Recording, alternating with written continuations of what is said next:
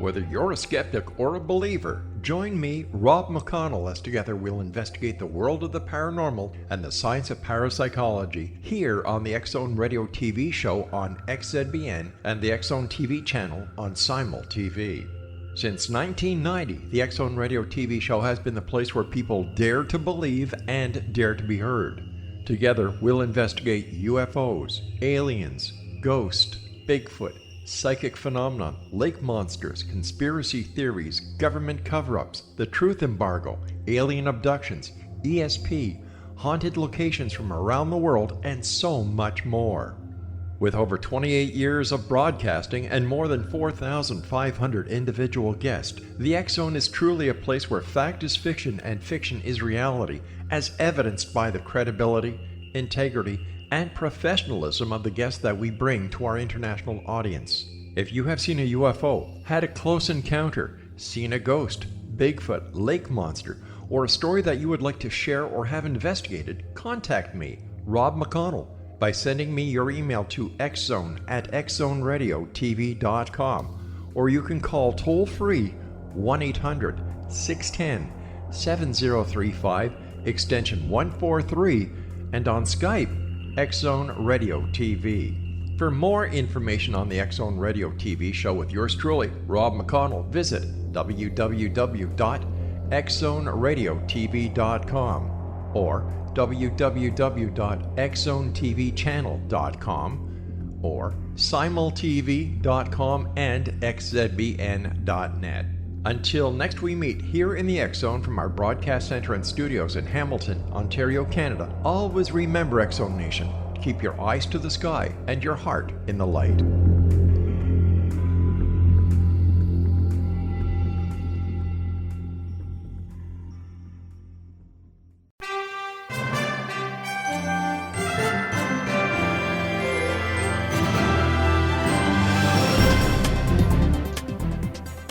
Welcome to another edition of Cal's Corner Radio here on the X-Zone Broadcast Network. My name is Kal Korff. I'm your host, and the executive producer of the show is the one and only Rob McConnell. Folks, as I say at the top of every show, so you can skip right through these next few seconds if you want to, the purpose of the show is we try to cover everything from politics to the paranormal. That's a lot of different subjects. While we literally don't cover all of that in one single episode, no one could live that long to do so, we try to give an overview of relevant, important stuff. So let's cut to the chase here and talk about everything from politics to the paranormal by summarizing some of the news that's going on, some of the major stories. And then what we will also do is cut to the paranormal and talk about that as well near the end of the show. All right, first of all, let's talk about hurricanes, because once again, you have a hurricane that has devastated lives. Again, it's in the Caribbean area on the east coast of the United States. You know, there are people I know, friends, who tell me, yeah, when I retire, I'm going to move to Florida. My first question is, why would you do that? Do you love having to worry about hurricanes every year? Because you have to worry about them even when they don't appear. In other words, most people, where they live in the world, they don't think about hurricanes because it's not relevant to them. But if you live on the East Coast, it's very relevant, even if one doesn't come up and destroy your neighborhood. You always have to pay attention to whether one is in the works, because it may or may not affect you. So what has happened is global warming extremists. These are not credible people who are legitimately concerned about protecting the environment. I'm talking about people who lie and make stuff up because they have some agenda for whatever reason, or they're just stupid, or they just aren't grounded in science. Al Gore being one of them on some of his claims, not all, but some of them, and just enough to cause a credibility problem where it hurts the very noble effort to try to live in harmony and balance with Mother Nature. The false claim is that global warming is causing a spike in hurricanes. Really? Well, in fact, that claim was made before the spike happened, and it didn't happen. If you don't believe me, just simply do a search on the number of hurricanes that hit the world in the last 20 years. Go back 50, 100 years. What you will see is a pattern that's very interesting, that the number of hurricanes have dropped to a record low. The fact that Mother Nature is not cooperating with Al Gore's psychic predictions is proof that Al Gore is full of you know what on some of his claims. Let me give you one other example, which has been in the news recently, and it reminded me of another BS claim that Al Gore made, an outright lie he made up. There were these very disturbing images recently of walruses committing suicide, jumping off of cliffs and killing themselves because of global warming. Yes, the walruses said, damn, it's too hot. I'm going to kill myself. Now, all kidding aside, they're disturbing images. It's disturbing to see suicide committed by any living thing. It's not a feeling that I limit myself to human beings. You know, I had a very good friend of mine, Bill Marriott. I'll be blunt. He killed himself. He called me before he did it. It was very emotionally. I can't even describe it. Anyway, the point is, here are these animals. They're committing suicide. That's not normal. Duh. But why are they doing it? Well, it turns out, just like some animals go off to die, especially males who aren't going to mate anymore, walruses do the same thing. Every year, X number of them kill themselves. And it has nothing to do with the weather. They just do because they're not going to be whatever anymore. Alpha male, whatever you want to call it. I don't know enough about the walrus life form to tell you the chapter and verse on how they work. But I did look at this, and I read some papers, and they basically clearly said that this is just a bunch of nonsense. And it reminded me of what Al Gore had said, which really bothered me when I first heard this claim in Europe. And I remember seeing the footage. Wow, there are polar bears that are being stranded on melting packs of ice in the Arctic because of global warming. That is just heartbreaking. But it turns out it's not true. In fact, I spoke to the photographer who took that photo, that footage. She said that wasn't what was happening. She says, I don't know what was happening. It was just normal nature. Well, polar bears are awesome swimmers. They live and play in the water. They are on and off ice packs all the time. And the polar bear population has increased despite whatever global warming is or is not going on. So if there is a cause and effect in the linear direct cause and effect sense that Al Gore and other alarmists are saying, it is not possible for there to be fewer hurricanes if global warming is really happening the way they claim. It is not possible for the polar bear population to increase the way it has because scientists are not putting them all in zoos and breeding them like pandas on farms. So what really is going on? Well, there's an interesting mathematical exercise you can do, and I would encourage you to try this if you bother to use Google the right way. That's a key caveat here. Just simply Google a simple phrase like, can the entire population of the Earth fit inside the state of Texas? And you will find a lot of graphics which show the population of the Earth and how much square miles it would take if everybody lived all in the same area instead of all over the planet. And it turns out that depending on the population density, you know, there are more people who live per square mile in Singapore versus, say, Texas or Paris. You know, it's just the way that these countries pack themselves together. Having been to 27 countries myself, I can promise you that the population density per square mile or kilometer is a lot more, many times more in Asia than it is in the Czech Republic. In the Czech Republic, I could go days without seeing anybody if I went into the wilderness, and that country is very, very small. There's only 10 million people there. You go to India, a country that is the size of the entire European Union. European Union has about 550 million people in it. India has 1.3 billion people. And one of the things that really struck me when I first moved to India is I couldn't go anywhere unless I went to some of the most remote places on the planet near the Pak border or the Hindu Kush Mountains without running into at least somebody somewhere. And to be honest, I found that rather irritating. You know, like, can't I just get away from people just to go experience nature here for at least an hour, 30 minutes? No, not in many places in India. Yet most of India doesn't have people in it. They live along the coast. And of course, they have problems with the waters as well. The monsoons come in.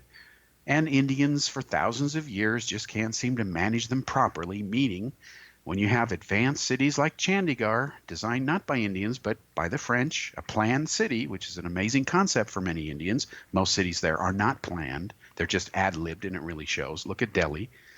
Huge mess over there. Well, every time the rains come, the streets flood, and you're up to your knees in water, and there's diseases that break out and mosquito-borne viruses, and people die. Happens every year. I have been caught in this at times because as a foreigner, the idea that you wouldn't clean your drains ahead of time of a monsoon season so that you don't have these problems, I just don't understand why they wouldn't do that. But that's what they don't do in India. And then, of course, the politicians step in and they fire somebody for not doing their job, even though they know damn well that they don't do their job and they're not going to. And let me give you a great example of how things got done in India by breaking the law, basically. Now, we must remember that India is the world's largest democracy. It is also the most superstitious country on the planet, which is not good. And it is the world's largest corrupt democracy. Okay? India, China, and Russia are the perennial trio of the most corrupt countries in the world. And unfortunately, a disproportionate amount of the world's population is in India and China. And India is about to pass China in global population. So you'll have about there a little over 3 billion people out of over 7 billion. Again, disproportionately huge numbers of people in Asia. And the way the economies are going, they're the dominant economies. And there's good and bad in that. That's another show. But every city has what are called, potholes, right? The streets break down. They get craters in the roads, bad for tires, bad for cars.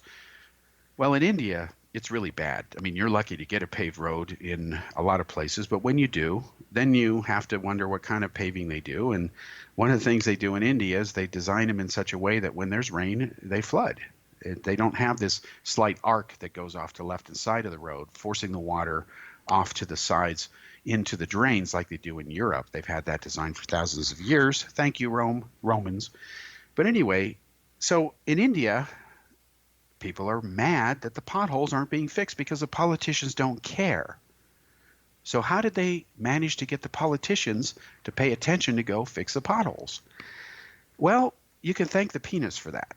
Okay, what they did is a guy took spray paint and he drew penises around the potholes. I'm not making this up. You can Google this. And they were so offended over this phallic symbol that they immediately put crews out there to fix these potholes. So what happened is they kept doing this and the potholes got fixed. So God bless phallic symbols made with graffiti, spray paint, because it got the Indian politicians to do their jobs.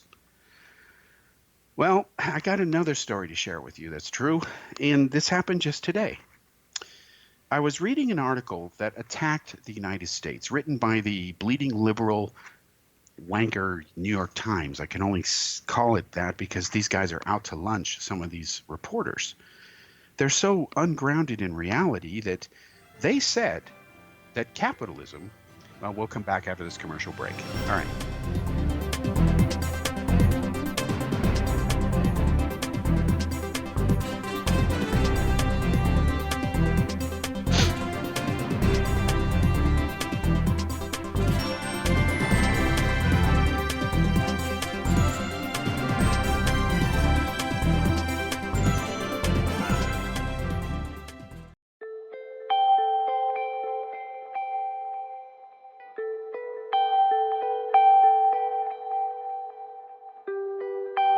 It's hard to listen to the news without realizing we're living in volatile, unprecedented times.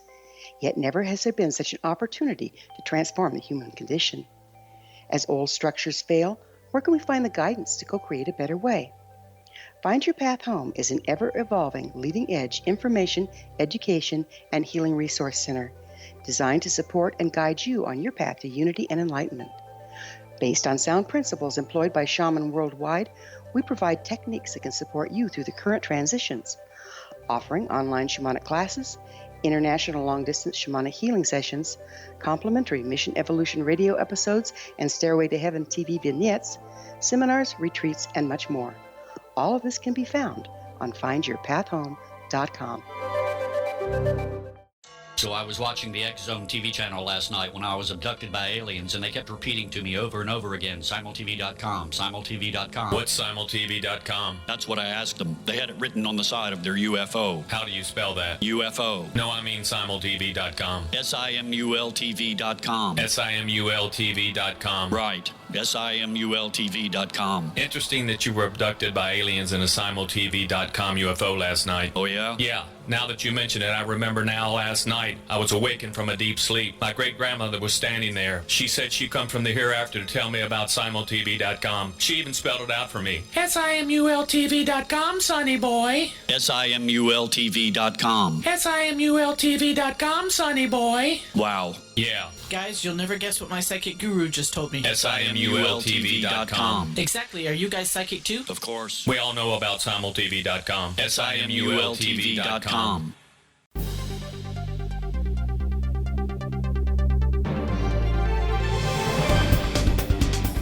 Welcome back to the second segment here on Cal's Corner Radio Show on the X Zone Broadcast Network. My name is Kal Korff, and I'm your host. The executive producer of the show is Rob McConnell. All right. Again, I said we cover everything from politics to the paranormal. I admit I wasn't thinking of another P word there when I said that, but now that we've been talking about it and graffiti and what they did in India to get the bureaucrats to do their jobs, yes, they actually spray painted phallic symbols around potholes. That was so shameful in Indian culture, just outrageous that the politicians actually got off their you-know-whats and started doing their jobs. Well, God bless the man who came up with that idea. Now, let me tell you another interesting thing I found out today. Again, I was starting to talk about this before we had the break here. There was this article in the New York Times, it's making the social media rounds, where it basically says that capitalism is essentially the most evil thing in the world, and that we can blame the slavery and plantation founding of the United States of America for the problems we have today. All right, where do we begin to destroy that stupidity? First of all, the United States did not invent slavery. Duh, hello? It didn't. It inherited it, meaning the colonists who later broke away and founded the United States of America, yes, some of them owned slaves, but even at its peak, as I recall from official statistics, the number of slave owners in the colonies in the United States, even after the United States beat Britain, it was the first country to ever defeat the British, was about 1.5% of the population. In fact, I found out in high school that about half the population, even during the American Colonial War of Independence, were not involved in the war and didn't really care who won. Didn't affect them until the outcome one way or another. And we must remember that the so-called American revolutionaries weren't really true revolutionaries initially. What they wanted instead, and King George said no in England, was to have representation in British Parliament because they're paying taxes. They're like, hey, if we're paying you guys something, we should get something for it other than, the right to say Your Majesty. Well, Britain didn't like that attitude. So a war happened. They lost. And the short mechanics of that war is, the Jews loaned a lot of money to the Americans. They then used that money because they had none. Where were they going to get money from? And they bought weapons from the French, and the French were absolutely happy to supply those weapons because they couldn't beat the British. Let the Americans kill the British for them. It's a win-win situation as far as the French were concerned. And that is today why, as part of the symbol of the United States, there's 13 stars in the shape of the Star of David. George Washington was trying to say thank you, Jews. And the Jews were promised that, hey, you can be Jews in this country and no one will kill you. And the Jews thought that was a bargain. So yeah, here's some money. So that's essentially the short version of how a lot of that happened. And the first, I think, 6 American presidents had British accents, including George Washington. But how many movies about the American founding fathers do you watch on Hollywood where everyone is speaking British or British English? I don't really know of any off the top of my head. Maybe a couple of them, but not the rest of them because, like the British war movies, when the British play Germans, they've got British accents, right? You got to love Hollywood. Anyway, what does this have to do with India and the New York Times and all that stuff? Well, here's why it's relevant. So the New York Times is arguing that because America had slavery, because there was plantations and the brutality of that, and let's be honest, slavery is wrong. It's never going to be right. And yes, things were terrible. Thank God slavery is illegal in the United States. Abraham Lincoln outlawed it, and he was killed as a primary reason for doing that by a racist named John Wilkes Booth, who also was a sore loser when the South lost the war. So what I was surprised to see was some Indian friends of mine, and ranging from close friends to ones I've worked with when I was in different management positions at Daily Post newspaper, including director of HR and so on. And I worked with these people. Some are fellow journalists, and they're all dogpiling on saying, yeah, it's because of slavery. New York Times is right. And I'm like, whoa, wait, really? Seriously? Well, let me remind you guys of your own history, okay? Around the time of the U.S. Civil War, we're talking 1857 now, in India, there was actually an uprising by Indians against the British. And let's be blunt, the British were not nice occupiers. They landed in India as so-called traders, although they were really occupiers, invaders. There were about 10,000 or so British people, military and all the stuff with them. There's about 1 billion Indians. They could easily have destroyed the British, but they didn't. They could have simply drove them back into the sea, but they just couldn't be bothered to do that. Because India, it was every man for themselves back then, and it still is largely today. This is one of India's major problems. Everyone is for themselves unless Pakistan messes with the country, then all of a sudden everyone's a patriot. It is comical and embarrassing, folks. Laughable. I've seen it firsthand. I've had these conversations with my Indian friends, and I love them, okay? But man, do they not understand why the West is the way it is. And that's why a lot of things in India don't work when they blindly ape the West, because they don't understand why the West is the way it is. So here's what happened. India has all these different kings, maharajas. They have a caste system, which, by the way, is slavery. And as I reminded my loving Indian friends, you still have a caste system today. There's jobs waiting for you depending on your last name. Gee, no racism there, right, folks? The caste system in India is illegal. It's been illegal for a long time, but it's still there. It's still culturally ingrained like other forms of racism and hatred are. So, depending on your last name, that mentality says you can never rise above that. There's a class in India called the untouchables. They're not really untouchable. You can touch them physically. You can punch them in the nose. You can also prosecute them when you don't have corruption. They're humans. They put their pants on one leg at a time, just like you and I do. But they're untouchables. Why? Because of racism there. So what happened is, excuse me, in 1857, there was a unified uprising by a couple of Indian cities against the British. It's like, wow, exciting stuff. They're actually going to stand up for their own existence. Hooray! And they can beat the British if they bother. But see, there was a problem here, and it's uniquely Indian. And I'm going to try to explain it to you without laughing, because I have to laugh at this because it is just stupid. There was a brand new weapon back then called the Enfield rifle. You can look it up. And you may remember that the Enfield rifle was a breakthrough in weaponry because it used a different type of bullet and loading mechanism. What you did is you bit off essentially a powder charge. You put it in there. You didn't pour it in there and you have to eyeball it like in the old colonial days, as in the American Revolutionary days. You had to, bite off the top, put it in there, load it up and fire. You could do it faster. Everything was pre-measured. Well, folks, you know how I feel about superstitions. I don't like them. They're dangerous. I don't think there's anything such as a harmless superstition.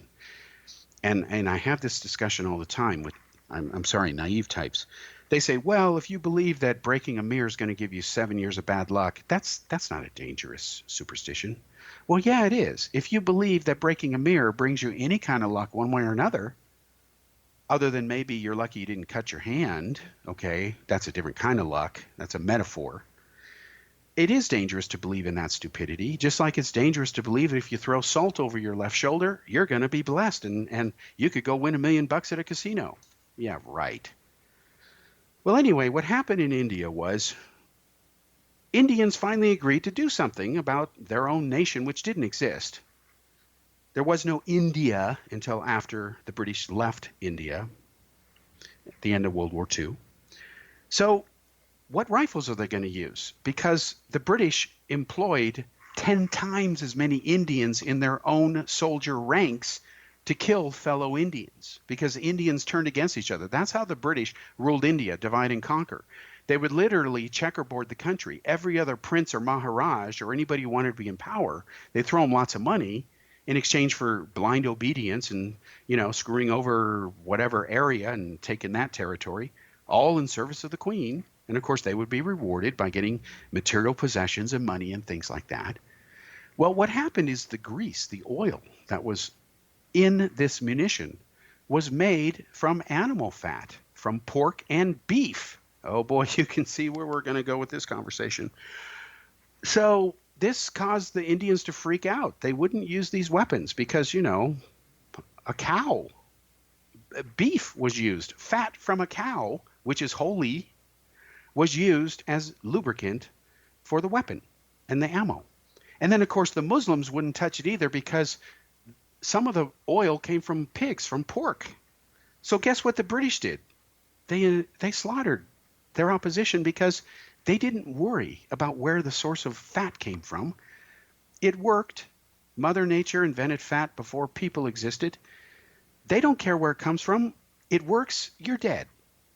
And that's one key reason why the Indian Uprising of 1857, while the U.S. is working to get rid of slavery because we're so backwards, Abraham Lincoln Path Home was a Shamanic Art retard, right? School proudly presents Well, the Gathering I'm of sorry. Shaman 2019 Fall Retreat India Manifestation couldn't do Samhain. anything because Join of me, stupid certified religious shamanic instructor superstition Gwilda over Wiyaka in beef the and magnificent Colorado Mountains this November in 2nd a and weapon with 3rd an for a Enfield life-changing rifle, event. while America is Participate fighting a in civil unique war for teachings and its ceremonies soul that'll put the to get power rid and of magic of slavery, shamanic in manifestation part, into and your the whole hands. Southern way of Sit in a life, circle with like-minded which individuals today is sharing group epitomized energy by and the power it racists and generates. so on and hatred. Classes will be held in a You facility can't make next this to the up. beautiful, We'll be back majestic after this Arkansas commercial River, break. further empowering the experience.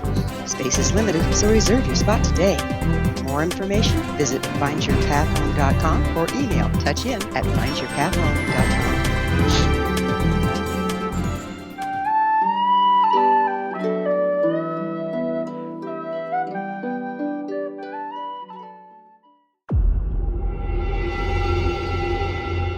Whether you're a skeptic or a believer, join me, Rob McConnell, as together we'll investigate the world of the paranormal and the science of parapsychology here on the X-Zone Radio TV show on XZBN and the X-Zone TV channel on Simul TV. Since 1990, the X-Zone Radio TV show has been the place where people dare to believe and dare to be heard. Together, we'll investigate UFOs, aliens, ghosts, Bigfoot, psychic phenomenon, lake monsters, conspiracy theories, government cover-ups, the truth embargo, alien abductions, ESP, haunted locations from around the world, and so much more. With over 28 years of broadcasting and more than 4,500 individual guests, the X-Zone is truly a place where fact is fiction and fiction is reality, as evidenced by the credibility, integrity, and professionalism of the guests that we bring to our international audience. If you have seen a UFO, had a close encounter, seen a ghost, Bigfoot, lake monster, or a story that you would like to share or have investigated, contact me, Rob McConnell, by sending me your email to xzone@xzoneradiotv.com, or you can call toll-free 1-800-610-7035, extension 143, and on Skype, X-Zone Radio TV. For more information on the X Zone Radio TV show with yours truly, Rob McConnell, visit www.xzoneradiotv.com or www.xzonetvchannel.com or simultv.com and xzbn.net. Until next we meet here in the X Zone from our broadcast center and studios in Hamilton, Ontario, Canada, always remember, X Zone Nation, keep your eyes to the sky and your heart in the light.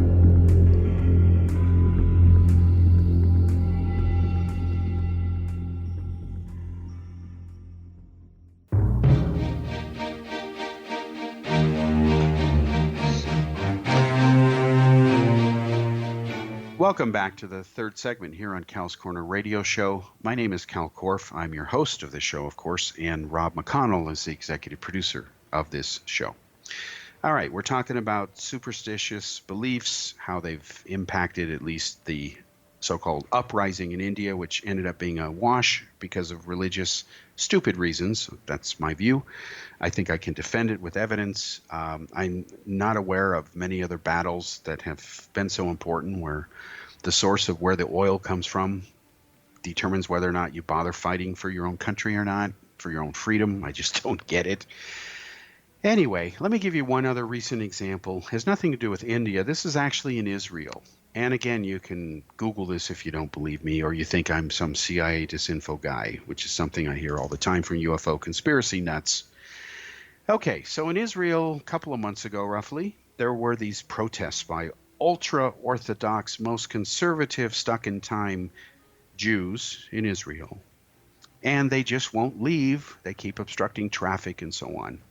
And it's over whether they're allowed to serve in the military or not, because depending on what strain of Judaism you are, Israeli law at present, although it's being modified, and I agree with that, you don't have to be in the military because it would violate your religious principles, while most Jews have to be. And I think it's right that most Jews do serve in the military, both men and women. If they didn't, Israel would not exist today. So I don't have a lot of patience for people who say they don't want to defend their country. Well, if you don't love it and you don't want to defend it, even though you can, then please leave. That's my view. Go live somewhere else where you don't have to be bothered with anything. Anyway, make a long story short, these Jews are protesting, and the police don't want to beat them with clubs and force them and hurt them to quit causing problems. So what are they going to do? Because it's getting to the point where they've got to clear the streets. And these Orthodox Jews know it. And they know that if they get beat, the liberal media, who hates Israel anyway as a rule, will suddenly say, oh, look at these poor guys who are being abused by Netanyahu and whatever. Well, they were able to clear the streets. And here's how they did it. It was just priceless. This was as funny as the beef pork thing in India. But this is... The solution, which all right, here's what happened. Basically, some female Israeli women, of course, they know what's going on because they're affected by it. They know how these Orthodox types are. So what they did is they just stood there in front of these Jews. You can actually see this. There's videos of this. And what they did is they flashed them. They flashed their breasts at them. And because it's forbidden to look at a woman's breasts unless it's your wife in the ultra-Orthodox view, you can't even say, hey, nice job, lady. They immediately ran and fled as if you had taken a crucifix and held it up in front of a mythical vampire. And the police are like, why didn't we think of that? So that's how you break up a riot or a protest by ultra-Orthodox Jews. You just flash them your breasts if you're a woman who's not their wife, and they'll just go running away as if the world is ending. It's funny as hell. Excuse the pun. They wear these round things and they dress like they did hundreds of years ago, thousands of years ago, whatever. And then a pair of breasts, which are as natural as anything else in nature. Mammals have breasts. That's the definition of a mammal. They breastfeed. Hello, they use milk. That just scares the you-know-what out of them because it's evil and sinful, and they just will leave, and they can't look at a woman's breasts if it's not their wife. And most of those guys were single, or they were married, and the women flashing them, there's only a few of them, were not their wives. So they fled because, the horror of looking at someone else's breasts. Who's making a point to show them to you? Oh, God, the world's going to end. So, yeah, that's how they got rid of those protesters. It was just amazing because the police are standing around like just laughing their what's off. Like, wow, I wish we had a breast-flashing anti-riot unit. It would really save a lot of taxpayer money. And talk about the ultimate nonviolent protest. You flash your chest and the other side just leaves in horror. Oh, God, if all conflicts could be settled that way, bring in the flashers. So that's a true story. You can look all this up on the internet, and yeah, these are true for once. So when you have this kind of stupidity, this kind of fossilized mentality where you're just stuck in time and reality doesn't matter thousands of years later, I'm sorry, it's your problem, okay? So again, we started this with the hurricanes and Al Gore and all that. We then segued to India, what they did to fix the potholes there, what happened with the Indian Revolution, the New York Times article, now the women flashing their breasts in Israel to, scare or clear the streets, help the police clear the streets. This is the kind of thing that's going on and or has been going on. It's nothing new. The uprising in India was 1857. It's a while back. And then now, of course, people are talking about overpopulation. There's 7.7 billion people and, we need to reduce population because there's too many people. Well, again, and even though I heard this argument from some former teachers of mine whom I respect and far agree with more than I disagree with, and I respect these people enormously, I disagree with that premise because I'll tell you, although I've only been to 27 countries, which, by the way, is 27 more than most Americans will ever see, and most people, in fact, I can tell you from firsthand experience that almost all the problems I've witnessed in my short life in other countries, including the United States, are self-inflicted. And that's why I get really frustrated because I think one of the stupidest things you can do as a living life form is to do things that deliberately cause problems. So I was talking about this with Roy Neal, who I will have on the show in the near future. He's the founder and president of Neal Research Labs. He's a Tony Stark type guy, brilliant inventor. He's also a former roommate of mine when we worked at Apple Claris together. In fact, I got news for you guys, and people like Bob Kiviat and Rob McConnell know this. Those are two people who know me very well. Roy Neal was the guy I practiced the undercover operation against the Meyer cult with when I went there for the first time undercover. I was working with a man named Stan Swihart, who had connections to the government, Bechtel, CIA, etc. And he gave me a complete briefing on what Switzerland was like, what I could expect, etc. He had so much detailed information because he was from Switzerland that my undercover information and everything, it was just like a reconnaissance mission, special ops type thing. I had so much intel data, it really paid off when I was able to later infiltrate the Meyer compound, posing as a believer named Steve Thomas, who I told the Meyer cult and, people like Brunhilde there, real name, folks, that, there's this bastard named Kal Korff who's out to get you. And, he's already written that paper in high school, and I'm American. I can go get him for you. Just give me all the evidence against Korff. I'll go back and nail him for you because I'm an American and I can go get him. Again, they had no idea it was me. They didn't know it was me until the book came out, and they saw my photo there after first lying, denying I was ever there. And then, of course, when I published the photos taken from inside the compound, as well as photos showing me standing there when I was working at Apple Claris on the HyperCard team, they then said, oh, yeah, he was there, and, but the evidence he found was planted by the men in black. Oh, really? Okay. These would be the fake dinosaur photos that Meyer was busted with because I was the first one who got them in Switzerland. Meyer had given them to a friend named Hans Jakob. The Jakob family gave me all those original Meyer photos. I still have them, and I consider them to be worthless because they're hoaxes.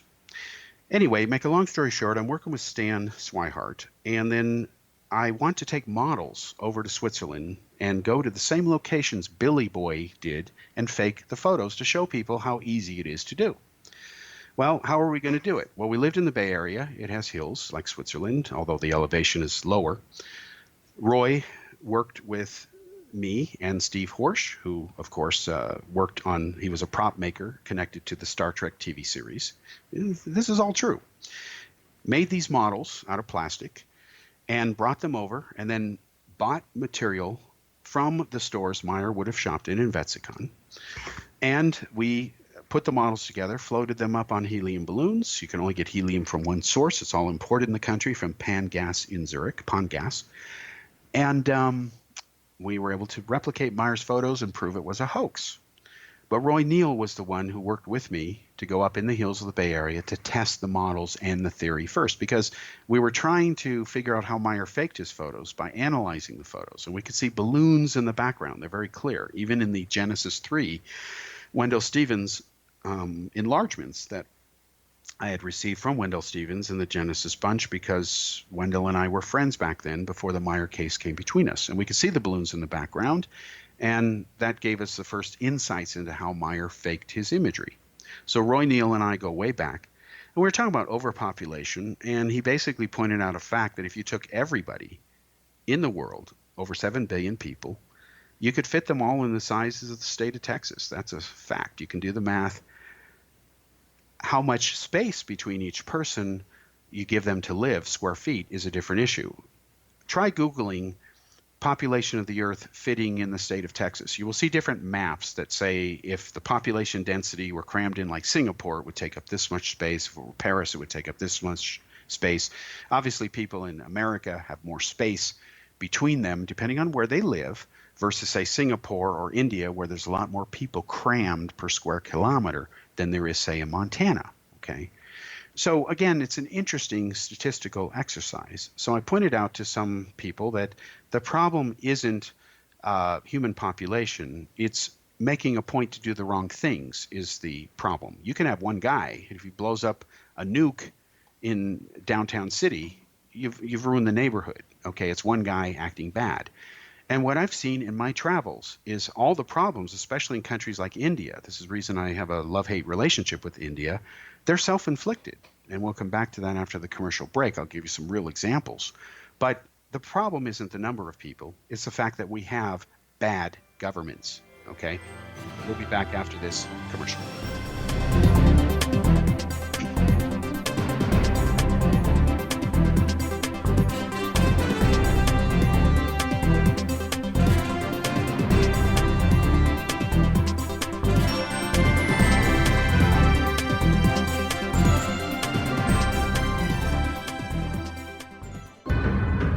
If you are looking for a safe, zero-calorie, natural option to the harmful artificial sweeteners on the market today, Just Like Sugar is what you're looking for. Just Like Sugar is a wonderful natural alternative for those health-conscious people who choose a calorie-restricted diet with a great, pure, sweet flavor that tastes just like sugar. Just Like Sugar is a great natural option for people suffering from diabetes and may be useful in restricted diet programs where standard sugars are not allowed and does not cause a laxative effect of some other sweeteners.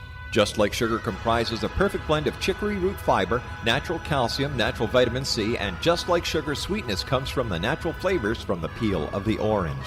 Just Like Sugar is a natural alternative to harmful artificial sweeteners and will change the way that you believe all natural sweetener products taste. Just Like Sugar is available at your local Whole Foods markets, Wild Oats markets, Henry's, Sun Harvest, and many other fine natural food stores in the U.S., Canada, and worldwide. They are here, and they've been here for thousands of years, making their presence known in the shadows. They might be seen by a lonely motorist on a deserted road late at night, or by a frightened and confused husband in the bedroom he is sharing with his wife. But who are they? What do they want? Why are they here? Perhaps most concerning, has the government been aware of their presence all along? The new book by Ellie Marzulli, UFO Disclosure, the 70-year cover-up exposed, delves into the world of UFOs. Can full disclosure be soon? Order now and receive a free hour and 37-minute DVD on the UFO phenomenon. UFOs are real. Get both the book and the DVD, a $40 value, for only $19.99. To order your book and DVD today, go to lamarzulli.net. That's LAMARZULLI.net. You have heard of the X Zone? Now watch it on Simul TV, plus 500 video games, live TV channels, free video on demand, worldwide, and more. Does this sound like tomorrow's television? Well, it is, but you can have it today, right now. It is Simul TV. SimulTV offers what the others only wish they could provide. 15 exclusive channels like X-Zone, Sci-Fi, and Horror. We are worldwide. No other provider offers that. 500 built-in video games. No need to have an extra expensive system. We have them included. Free video on demand. Live streaming events from around the world. Interactive online network, and much more. Tomorrow's TV today. SimulTV. Sound too good to be true? Well, it's not. You can have SimulTV today. Sign up at simultv.com. Do it today.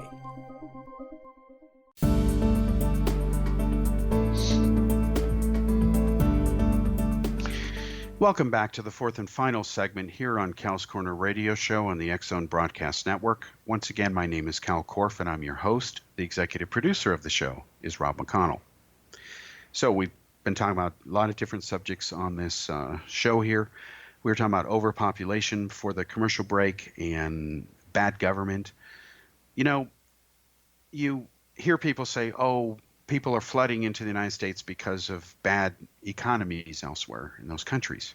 That's true. People try to survive and better themselves. At least most people do, or at least most people I know do. I also know people who just can't be bothered, whatever. None of those are close friends of mine, by the way. Anyway, so yeah, people from Latin America are flooding into the United States. They've been doing it for many years because things tend to be better in the United States, and we have a immigration policy which is a joke. We don't have a secure border. And while you may wrongly think that I'm starting to sound like Donald Trump, I don't support Trump.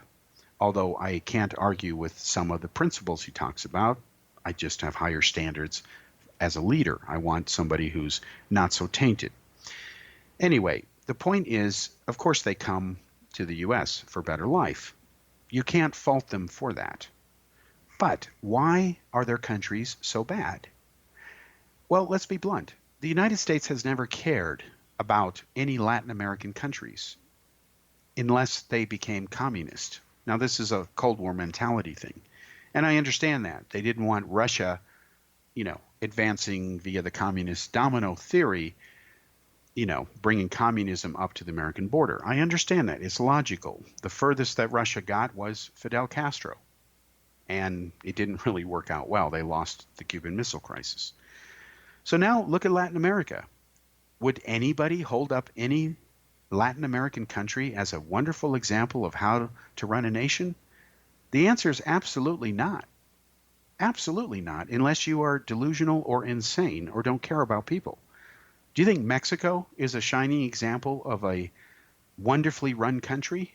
No. They've got record numbers of murders every year. They keep outdoing themselves in that department. Venezuela, go socialism, right? Well, look where they are today. They are doing cannibalism down there. I'm not making that up. And if you don't think that Venezuela is a shining example of socialism done the way that hardcore socialists want to do it, then go move there or just stay there for 14 days. That's all I ask. Get yourself a round trip ticket. Just stay there for 2 weeks and then we'll talk. Look at Cuba. What a what hole that is. It's never going to get better, folks. It doesn't matter what the communist government does. It doesn't matter whether the last name is Castro. It ain't going to work. Never going to happen. You're wasting electrons. You're wasting your life, your existence. But that happens. Look at countries like Puerto Rico. The government resigned because of corruption. They misused billions of dollars in aid. Gee, where's the surprise in that? The Palestinian National Authority, they're happy that somebody's given them money because the U.S. has cut off all their money, as they should. Because Abbas, who's in, the 13th year of his original 4-year term in office, he has billions stashed away in Swiss bank accounts, in offshore bank accounts. He was Arafat's money bagman for years. That's why he took over when Arafat died. And Arafat, when he died, there were billions that were found after he died because he cared about the Palestinian people. No. Most countries on this planet, folks, are not run properly. So yeah, blame human overpopulation for that. Don't blame the leaders who screw over the people. Don't blame the dictators who commit mass murders. They're innocent, right? And don't blame the people in some few democracies that vote in the wrong morons to represent them, and then they wonder why things didn't work out. Gee, are they that stupid? The answer is yes. And I hold up my own country, the United States of America, as a perfect example of this. Most Americans now are tired of the creaky, broken two-party system. It is epitomized by two words, Democrats and Republicans. Most Americans want a viable third-party alternative. Even if it's not a party, but it's an individual who will do what they want done. But yet they don't seem to get off their ass to vote for the right individual or person who would do what they want to get done. They just don't go there. That light doesn't go on. It's now starting to go on saying, this isn't working. That's a first key step. But we need to do more. It's not enough to say it isn't working. Because then what's the rest of your sentence? What is the solution? Because unless you focus on the solution, you are being part of the problem. You're holding progress back. So what's going on now? Well, you have an election coming up.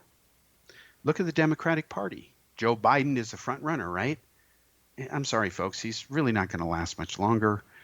He's a joke. Not only that, there are other Democratic candidates like Elizabeth Warren and Bernie Sanders.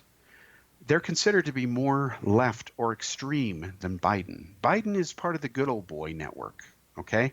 If Barack Obama hadn't thrown him a lifeline by making him VP, and he did it only to make sure he had a pliant guy he didn't have to worry about his back, Biden would be history. Nobody would even think about him because he was a joke. Sorry. And what great contributions did he make as vice president? Do you know that in 2008, the very year he became vice president, the medical doctors found that he had an irregular heartbeat? And you're going to make this person one seat away from the presidency, and he has a bad heart? Well, Dick Cheney had a bad heart too, but at least he was kept alive by technologies. Had what, 2 or 3 heart transplants now? He was vice president, one heartbeat away, literally, from the presidency, no pun intended. But at least Dick Cheney was an experienced politician, way more than Biden, although you may disagree with his Cold War mentality. But again, what kind of president appoints a successor, should he die, who has a bum heart? Oh, God, that's such a vision for the greatness and safety and security of the future of the United States, should the unthinkable happen, isn't it, folks? Yeah, and all these years later now, it's been, almost 10 years later, here's Biden. His heart has not gotten better. In fact, he can't even talk for 2 minutes without making a fool out of himself. He's not going to survive a debate against someone like Trump. Trump doesn't even have to have a good night at a debate to win. He proved that against Hillary. So what is America doing? Well, it's spinning in circles. It's getting worse. It's not getting better. Because the idea that these two political parties who have caused all the major problems in the U.S., they're self-inflicted, just like Lincoln said.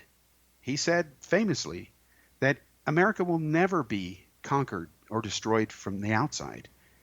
Instead, he worried that it would rot and implode from the inside when it lost its moral compass. And Lincoln was right. And young people can't even tell me anything about Lincoln. I've asked. It's pathetic. And yet they all got Common Core now. Well, what are they learning? Nothing. And because Lincoln isn't sending memes, whatever you want to call them, on Facebook, they don't care about him. He dresses funny. I've heard these stupid comments. Even Thanksgiving isn't politically correct anymore. Okay, I know the Pilgrims weren't nice guys. They were religious extremists. They were so radical, the King of England kicked them out. That takes special talent. Yeah, they didn't do nice things to the Indians. They brought diseases. But, the idea that you could sit down with somebody, share a meal, have peace, talk, That's good stuff. It doesn't matter what races and religions or people are involved. It's peace. And this is the core message here, peace. I'm not talking about the kind of peace where you just roll over and let some tyrant wipe out a village because you're so anti-gun you wouldn't even defend your wife. I'm not talking about that kind of extremism. I'm talking about peace, where you view another human being as a human being. You will agree to disagree, and that's okay. You may not even believe in a God or the same God. But who are you to judge whether you're right or them? Because are you God? No. And why do they believe in what they believe? A lot of people don't ask that. I've asked many Muslims, why are you a Muslim? And the one thing they say without saying it is, because I was born that way, raised that way. Well, that's a key difference. And yet when I ask the average Indian, are you really a hardcore Sikh? Are you really a hardcore Hindu? The young people are saying, no, I don't want to wear that turban in the hot weather. I don't want to have a beard that I can never shave. And yeah, I like a good steak. So that's what's going on now. India is the world's largest exporter of beef for slaughter. There's actually beef tourism industries in Asia. A lot of Indians go to Vietnam to have beef so they don't spend 7 years in prison because they can't do the same thing in India. That's how ridiculous it is. You have underground beef eating clubs, like you used to have underground, bars during Prohibition in the US, because in India, in most states, 23 out of 29, it's a prison sentence if you eat beef. If you want to get someone killed, start a rumor. He's eating beef. They'll go kill you. I'm not making this up. You can look at it. So the problem is mismanagement, extremism. When everybody lives in a city and you've urbanized something, that's not the way to do things. So I don't know how many people the earth can handle, but the reason it's having problems now is because of people, not the earth. That's a fact. So anything else is just nonsense, I'm sorry. Deal with things right and things work. We'll be back next week for another show. Thanks again for joining me.